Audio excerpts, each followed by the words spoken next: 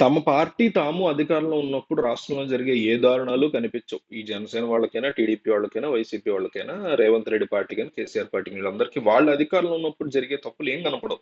ఒక్కసారి ప్రతిపక్షంలోకి వచ్చారా? లేదా ఆల్రెడీ ప్రతిపక్షంలో ఎప్పటి నుంచి ఉన్నారా? రాష్ట్రంలో జరిగే ప్రతీదీ చాలా దారుణమైన కొంప మునిగిపోయే విషయంలా అనిపిస్తది. నేనేమంటానంటే, అధికారంలో ఎవరున్నా దారుణాలు జరుగుతూనే ఉంటాయి. వాటిల్ని మనం సామాన్యులం క్వెషన్ చేయడంలో తప్పులేదు. క్వెషన్ చేయాలి. మనం చేయడమే మన బాధ్యత.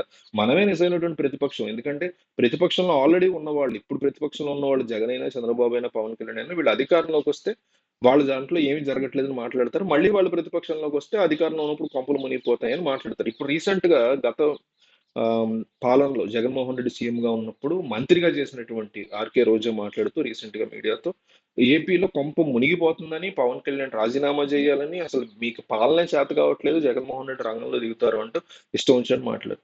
ఈమె అధికారంలో ఉన్నప్పుడు అంటే వీళ్ళ పార్టీ అధికారంలో ఉన్నప్పుడు ఈమెకు సంబంధించినటువంటి స్పోర్ట్ మినిస్ట్రీ కావచ్చు, అనేక రకాల అంశాలు అంటే తాట తీస్తా అంటూ పవన్ కళ్యాణ్ వార్నింగ్ ఇచ్చడం కూడా ఆవిడ ఖండిస్తున్నారు. అంటే ఎంత మూర్ఖత్వం అంటే కొడాలి నాని ఉన్నది వాళ్ళ టైంలోనే. ఈవిడే పచ్చిబూతులు మాట్లాడారు. అసెంబ్లీలో మాట్లాడారు ఈవిడ. ఇప్పటివరకు దానికి క్షమాపణ చెప్పాలి ఆవిడ. అధికార పక్షానికో, ప్రతిపక్షానికో కాదు, ప్రజలకు చెప్పాలి క్షమాపణ ఎవరైనా సరే. అసెంబ్లీ లాంటి ఒక పవిత్రమైనటువంటి ప్లేస్ లో బూతులు తిడుతూ మాట్లాడేటువంటి వ్యక్తి అది రోజా కావచ్చు, పవన్ కళ్యాణ్ కావచ్చు, కొడాలి నాని కావచ్చు, చంద్రబాబు కావచ్చు. ఎవరు మాట్లాడినా సరే ప్రజలకి ముందు ఈ రకమైనటువంటి బిహేవియర్ తప్పు నాది అసెంబ్లీలో ఇట్లా చేయడం నేను అని ప్రజలకు క్షమాపణ చెప్పాలి. కనీసం ఇప్పటివరకు ఆ విషయం కూడా ఆవిడ ఎక్కడ ఎత్తారు, మీడియా కూడా సిగ్గులేని మీడియా ఆ టాపిక్ ఎక్కడ ఎత్తదు. జనంకు ఉన్నటువంటి మెమరీ లేకపోవడం వల్ల జనం మనం కూడా మర్చిపోతాం. సో ఇప్పుడు ఈవిడొచ్చి సడన్ గా జగన్మోహన్ రెడ్డి మళ్ళీ వస్తారు, మీకు పాలన చేత కాకపోతే దిగిపోండి. ఇదంతా ఎట్లా చూస్తారంటే జనాలు షీర్ ఫూలిష్నెస్ గా చూస్తారు.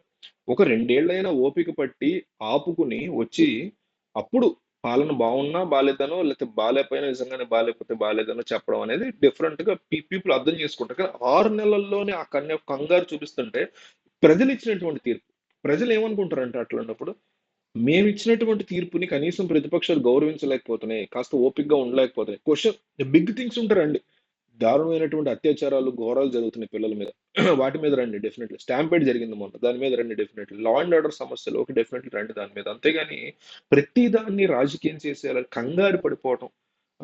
ఎక్కడ జమిలీ ఎన్నికలొచ్చేస్తాయి, అప్పుడు మనకున్న ఆపర్చునిటీ మిస్ అయిపోద్దనేటువంటి ఒక కంగారుని చూపించడం, ఒక తొందరపాటు. దీనివల్ల ప్రజలు ఎట్లా చూస్తారంటే, ఆల్రెడీ మిమ్మల్ని దించేసాం గదా! కాస్త ఓపిక పట్టాలి గదా! ముందుగా ఎందుకు కంగారు పడుతున్నారు? మేమిచ్చినటువంటి ఆ రెఫరెండమ్ అంటారు. ఆ జడ్జిమెంట్ దాని మీద కనీసం ఒక గౌరవం లేదా? అంత కంగారు పడుతున్నాయి ప్రతిపక్షాలు అనేటువంటి ఫీలింగ్‌ని వీళ్ళే ప్రజల్లోకి ఇన్‌స్టిల్ చేస్తున్నటువంటి సిట్యుయేషన్స్ నాకైతే కనిపిస్తున్నాయి. గత జగన్మోహన్ రెడ్డి పాలనలో క్వెషన్ చేయలేని, జరిగిన అన్యాయాల మీద క్వెషన్ చేయలేని ఎవరికీ ఇప్పుడు చంద్రబాబు లేదా పవన్ కళ్యాణ్ పాలన క్వెషన్ చేసే అధికారం లేదు.